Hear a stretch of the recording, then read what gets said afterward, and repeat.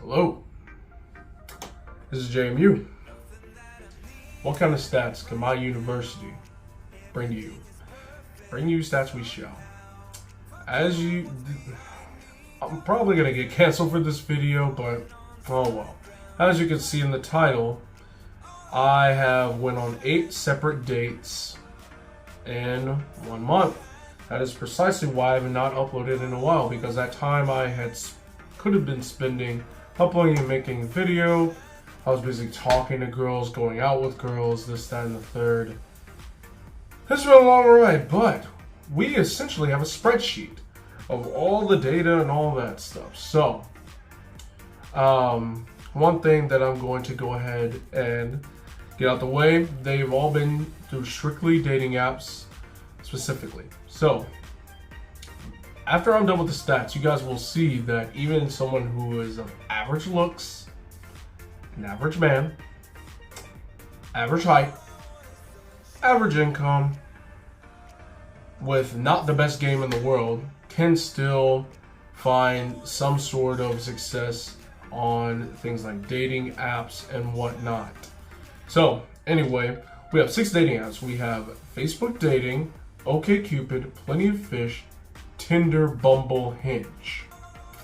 So, we're gonna go over some stats. I think I should actually note first, real quick, before I go over this book, that I actually stopped swiping on dating apps for within the last 7 to 10 days of the month. So, these numbers actually probably could have been definitely noticeably different had I just kept going.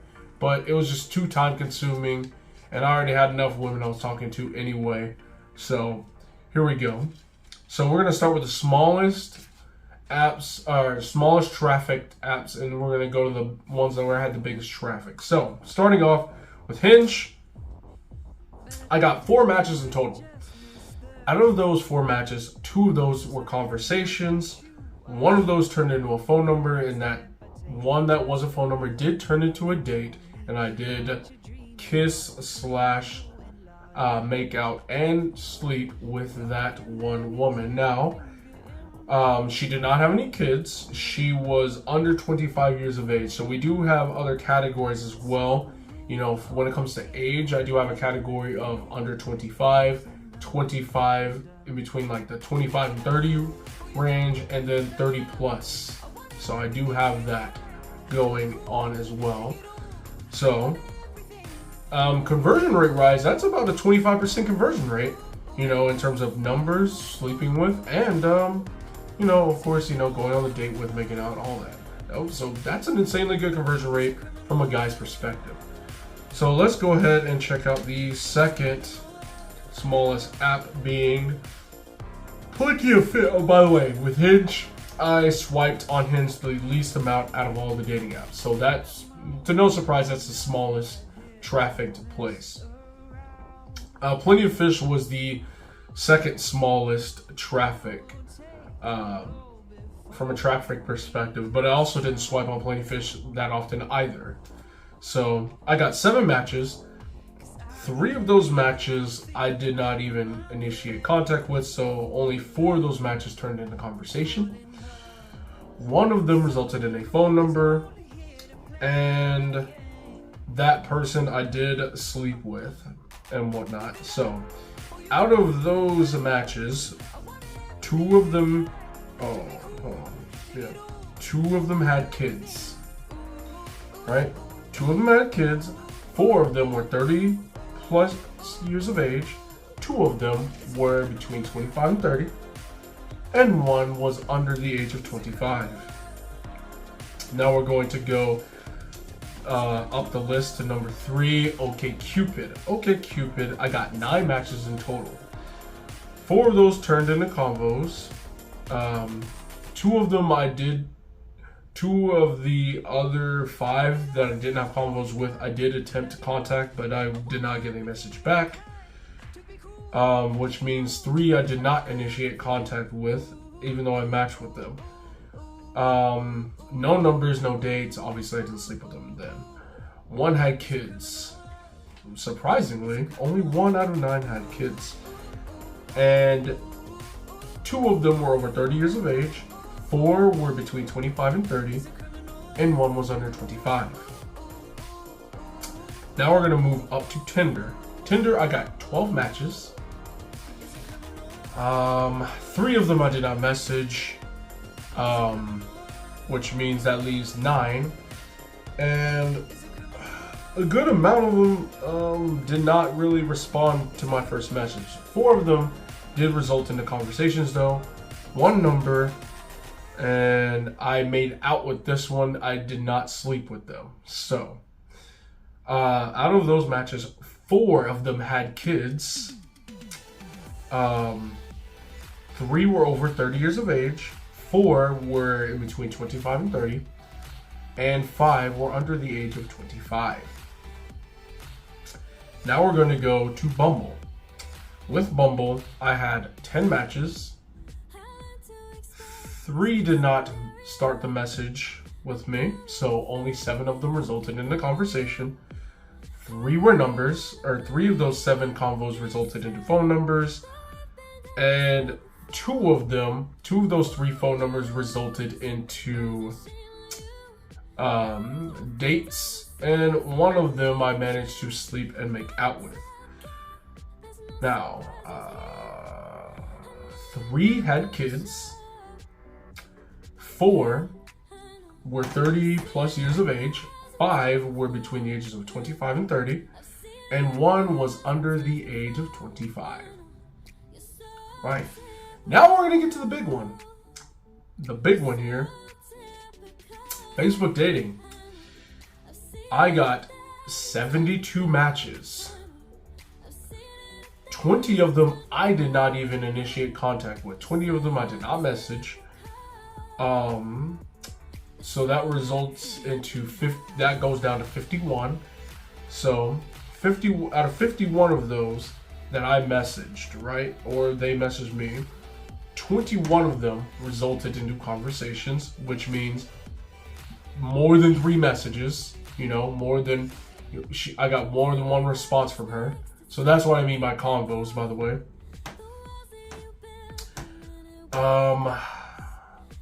Oh, did I not get the phone numbers? Oh, I didn't get the phone numbers from this one, but I do know 1, 2, 3, 4. I think I got I got 5 phone numbers from this one. I know for a fact I got 5 at least. But out of those, 3 of them I met up with, right? I met up with 3 of them and made out with 2 of them and only slept with 1 of them. So the conversion rate through Facebook dating isn't very good despite all the matches, right? Now, out of those women, 21 of them had kids.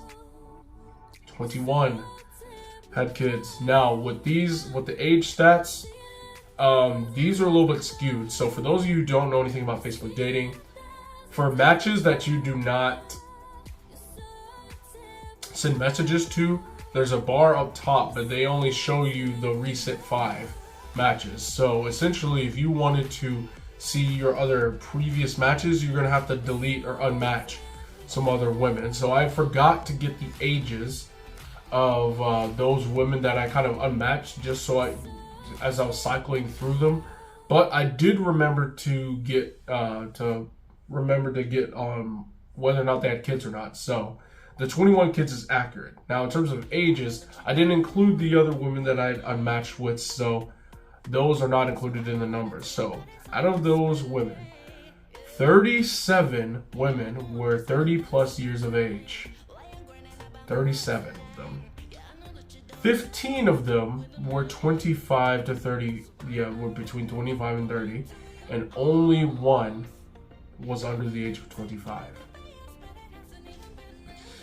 So, if you're looking for younger women, go to Tinder. If you're looking for older women, go to Facebook dating.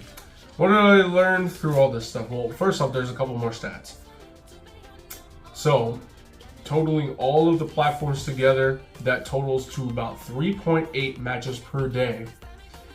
Obviously, if I would have continued to swipe all the way through the entire month, that number will probably be at above 4.0. So my bio, let's take a look at my bios. Obviously, I have good photos.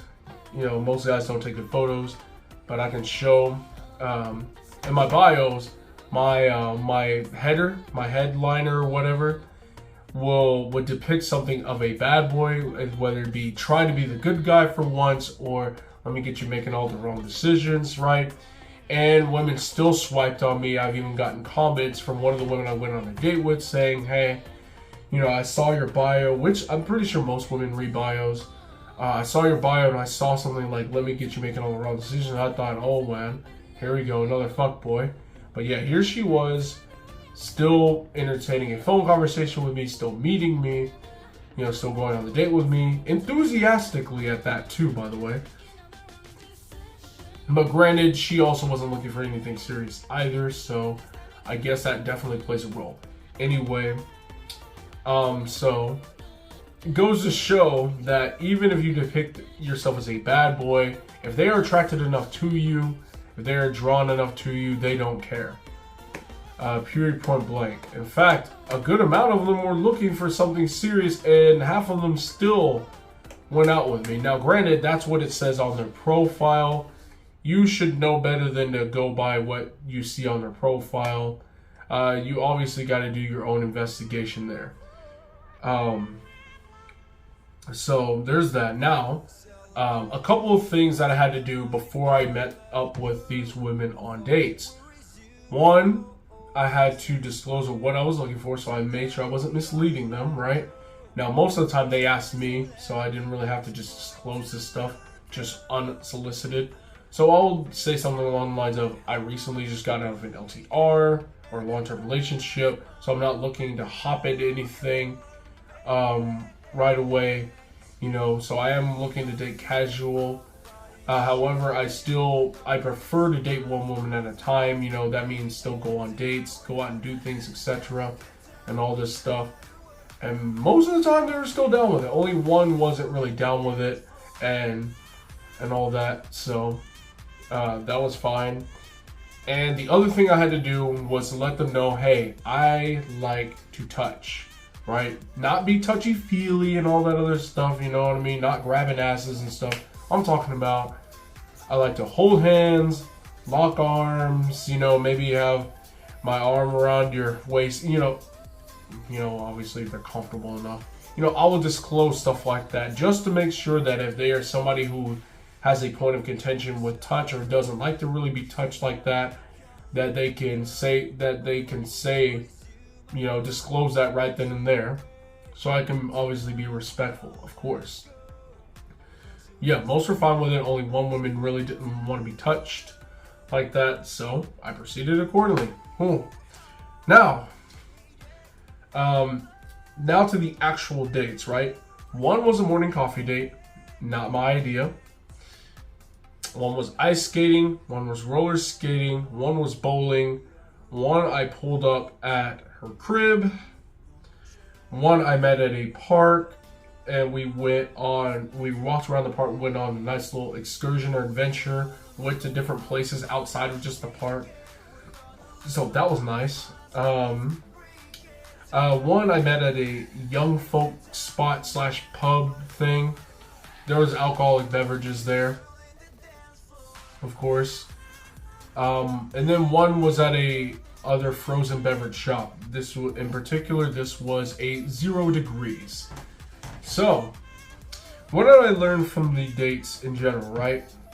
One, you want to break the touch barrier. Obviously, breaking the touch barrier is going to determine how comfortable she is going to be with you later on, and how open she's going to be to kissing you and all this stuff, and even going further, right?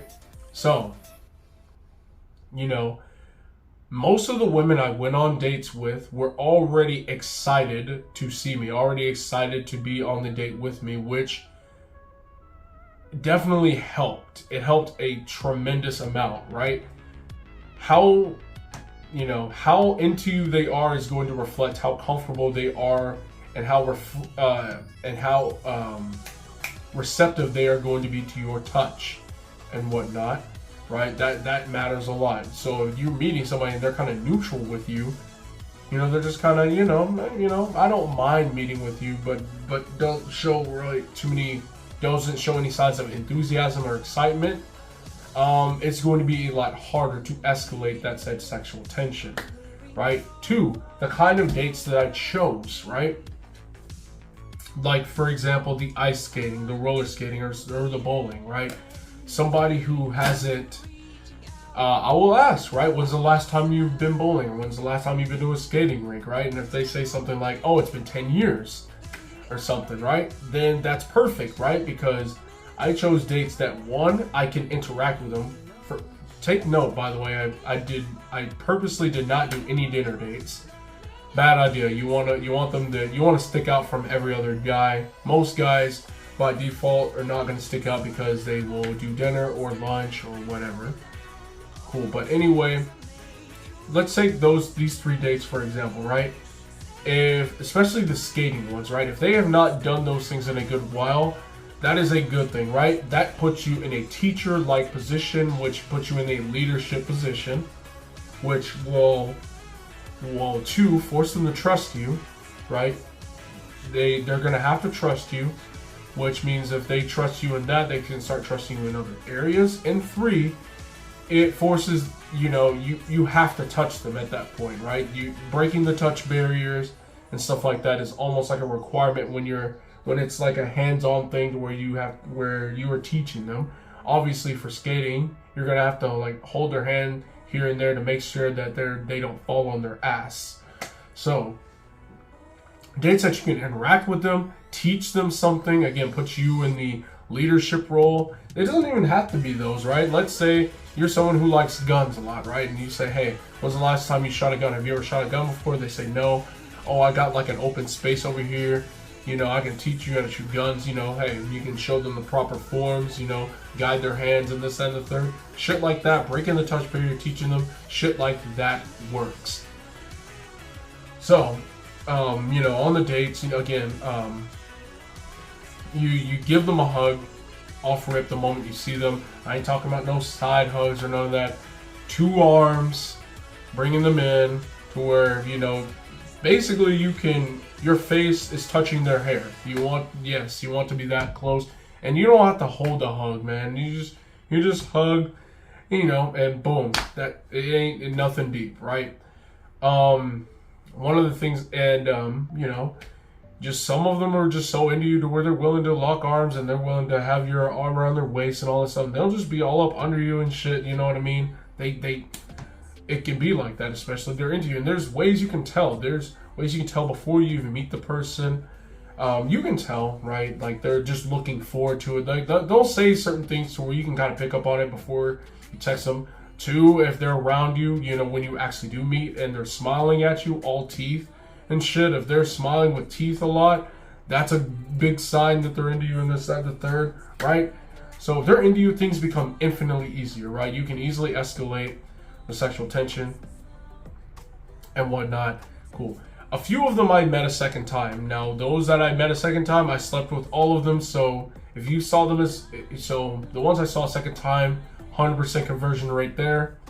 Out of the 8 that I met, 6 of them I made out with.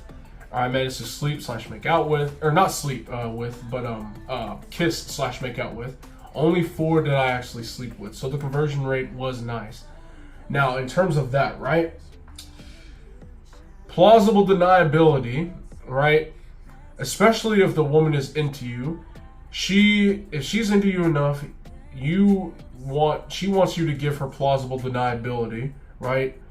Like, let's say she wants to sleep with you, right? And she's into you, right? Like, y'all are, like, let's say you're at bowling, right? And you're sitting down, and she's sitting down, and you got her leg, kicked back across your legs, and you're just kind of rubbing her leg, kind of thing. Shit like that, like, she's into you, kind of shit, And you're at the point to where you can almost make out with her, this, that, and the third. Like, she knows if she wants to sleep with you or whatnot, right? But, she's looking for you to give her plausible deniability. She's looking for you to essentially take the decision out of her hands and put it in your hands and almost make it like it's your idea, to where she wants to have the ability to say, I didn't plan this, it just happened, right? So if you're able to give her that plausible deniability and essentially take the decision out of her hand. Well, obviously don't force nothing, but you know what I mean. Like, you know, she doesn't, you know, you set it up to where you're the one who took the lead, right? You took the lead, you took initiative and all that stuff, to where she had no responsibility in what happened, type shit, you know what I mean? Women love a man that can give them plausible deniability. For your principles, sticking true to your principles, you have to be prepared to lose girls or women, right? You got to be prepared to lose women if it means sticking to your principle, because one thing you don't want to do, you do not want to cave on your principles and your values. You have to be prepared for that girl to not want to talk to you anymore, even if it's a girl you like. You have to be absolutely prepared for it to stick to your principles. That is something you do not want to cave on. I'll put a message up here just to kind of show you a little bit as to what I am talking about when it comes to sticking true to your guns, sticking true to your principles. And this is something I really, really like. But this is going to stem towards the next video I'm going to make in terms of why it is so important and why male desperation is a problem, you know, in the dating landscape. But guys, this will do it, just about do it. I mean, I think I basically got all the stats and all that stuff down, and the stuff that I've learned and all that stuff. So yeah, we got the numbers. Hinge had the best conversion rate by far. It was like 25% conversion rate there. But yeah, most women that you see on dating apps are kind of overweight. Y'all know this though. A lot of them have kids. And yeah, I got so many matches to the point where, you know, and it doesn't seem like, that seems like a very small amount, especially when you look at a lot of women's profiles. But from a guy's perspective, it is insane how many matches that I've gotten. Again, 3.8 per day. And I stopped swiping a week earlier and all that. But, you know, I got so many matches to the point to where I was actually able to be more selective and whatnot as to who I took out and all of that. And that's where you guys need to be. You need to be in an abundance mindset, to where it's like, hey, if a woman starts getting really dry on you, it's like, hey, you know, I don't feel like talking to her no more. Cool, you can do that, right? But it goes to show, with an average dude with average height, average income, and this, that, and the third, you too can get dates pretty reliably. You can have women actually be into you, being enthusiastic about meeting you, and this, that, and the third, and, you know, actually be willing to hold your hand, this, that, and the third. You can do that stuff, and I'll do videos separately on the things that you can do in your life to get to this point. So with that being said, guys, that is going to be it from me, right?